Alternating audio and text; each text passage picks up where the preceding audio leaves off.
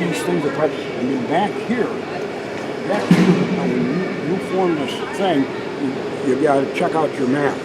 Oh yeah. And you make a stator, then stator blades, they were numbered. So you take a thing and you put it on a thing, and you had to figure it. I can't remember just how it went. You put like a 6, 4, go back to another 6, and you went around, and when you got all the way around in a circle, on a pattern, on a paper, on the thing that Stan we brought over and worked on that, once you got that all figured out, and you had to have the same amount of pressure on each side of the stator. You had the top, the bottom, and the side, so you had to have the numbers, and so you had to add all these numbers together when you put that together, around in the circle. And then stators, each one of them, you took them out and you inspected them. And we did a 1,500-hour inspection. Some of them you could put back in. But if I seen one that had the least mark on it, then I did a new one. I put it in there. Once you took them apart, put them all back, and got it all figured out, that guy that made that thing there, figured it out, he put them stators back in. So I did that. I know it did that. I signed off the sheet. I wrote down what it was, and then I put it back together. Now there's 3 stages. These had 3 stages here. They had a lower stators, a rotor stages, rotor, 3 of them. That's amazing. And then when you get a plane, like that fighter on that 79 inch, we looked up there, but that's what that guy said it was. I don't know for sure because I never, been there. But anyhow, when you did that made that thing there, on the fighter plane, back here were another 3 stages afterburner. That's where the afterburners are. Okay, so there weren't any afterburner on this thing. They kicked that afterburner in, that gave them more thrust up when they took off. Right. They kicked that afterburner in. So these didn't have an afterburner. No, they did not. What the difference between this engine that went on the bomber and the KC engine had water injection. That's what I told you. That's why a 59, the J57 59W, that W stood for water injection. And what that did, because they were so heavy, they had out, I used to know that too, but I forgot that, how much that was. But you figured out how many gallons was on there, and JP4 weighs 6.5 pounds per gallon. Wow. And that tells you the loadmaster then, when they, the fuel guys that refueled that plane, they had it all, and so they had to have the same number on each side of the plane. And they filled them full from there, and then, so when they took off, they had in order to get them up and give them more than anything there, they throw in that ADI, that's what it was called, and that was the water, and it increased the thrust augmentation of the engine and gave them more power. I mean, it really was, because it was so heavy to get off the Right. Okay.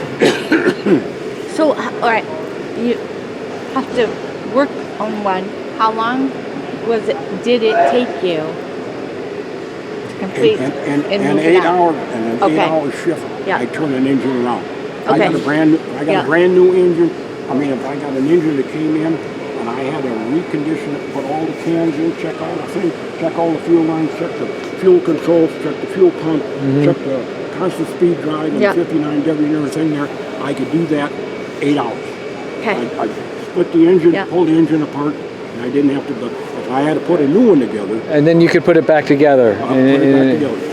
Oh my gosh. And see, and we're on cruise, but there's 5 of us. I was just going to ask. 5 of us. Okay. I was the crew chief, which I was the crew chief, and I had 4 helpers. Okay.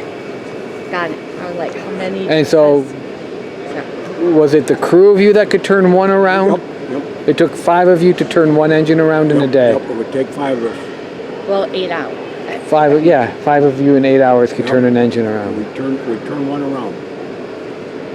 And when I got one out of the can, a brand new one thing there, I come in the morning, come on duty in the morning, and they'd say, crew so-and-so, I can't even remember what crew we was, but I'd look on the board. You look on the board, you know that? Yeah. Oh wow, we got a new engine put together, right off the bat.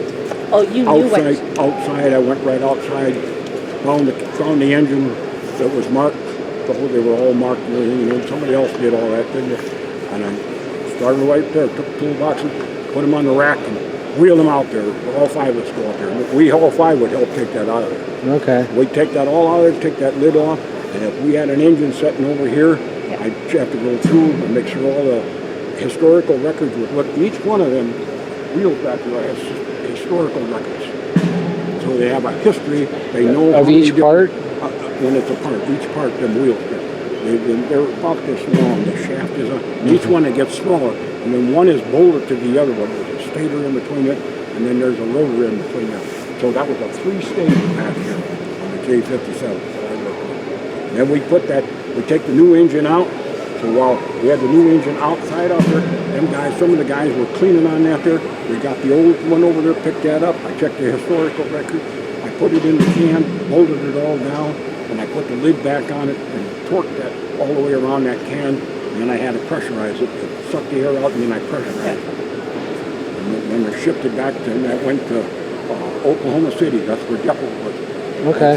That's where Depot was. Our engines, that's where they went, the J57. And then they would refurbish them there? They'd refurbish it, or they'd scrap it up, and there they take the compressor apart. Because they had all the equipment to take the compressor. And that stuff, how they referred to the engine, you had the cold section and the hot section. So nobody did any compressor work over in... We did not out in the field. That was only done at depots.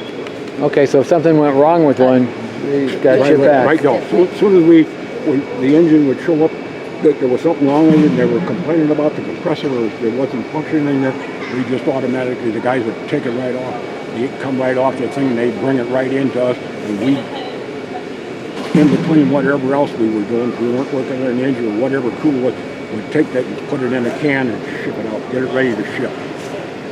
They wouldn't even take it apart if it was in the compressor. If there was anything wrong with the compressor, we never touched it. Interesting.